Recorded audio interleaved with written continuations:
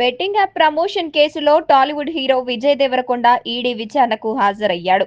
విచారణ అనంతరం మాట్లాడుతూ completely legal entities Indian Olympics టీమ్కి స్పాన్సర్ చేయాలంటే లీగల్ ఉండాలా వద్దా? సో ఫస్ట్ ఆఫ్ ఆల్ ఈ గేమింగ్ యాప్స్ని, ఇల్లీగల్ బెట్టింగ్ యాప్స్ని మీరు సపరేట్ చేయాలి. అది జర్నలిస్ట్గా మీ రెస్పాన్సిబిలిటీ, నా మీద మీకు ఆ రెస్పాన్సిబిలిటీ ఉండాలని కోరుకున్నా. కానీ మన పేరు వచ్చింది కాబట్టి కొన్ని క్లారిఫికేషన్స్ అడిగారు.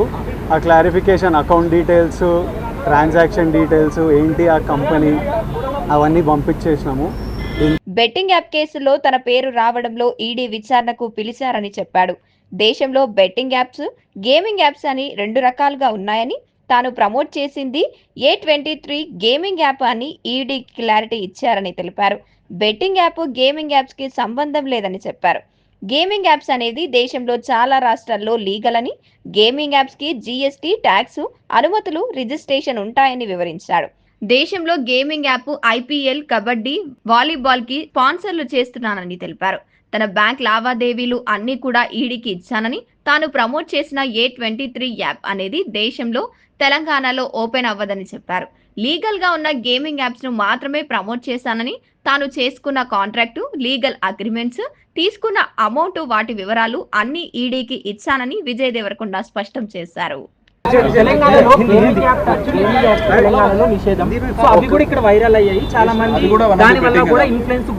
ఇప్పుడు legal apps geo location lock ఉంటుంది.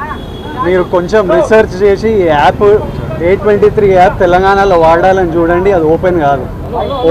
ఓపెన్ అయ్యి మీకు మెసేజ్ వస్తుంది, ఈ ఏరియాలో మీరు అలౌడ్ కాదు అని. పర్టికులర్ కొన్ని స్టేట్ గవర్నమెంట్స్ లీగల్గా అలౌ చేశాయి, కొన్ని స్టేట్ గవర్నమెంట్స్లో అలౌ చేయలేదు. సో అది క్లారిఫికేషన్.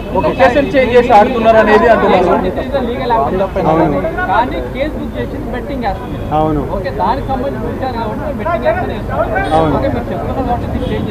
Thank you.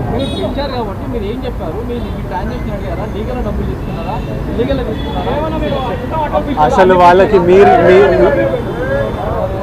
మీకు చెప్పింది వాళ్ళకి చెప్పడం జరిగింది. వాళ్ళ డెలిజెన్స్ ప్రకారం contracts, app details, agency details, financial details అన్నీ తీసుకుంటారు. అవి తీసుకున్నారు. దాంతో they are very satisfied. If anything else you will get to know. మీ అందరికీ ఫ్యూచర్లో తెలుస్తుంది. Thank you.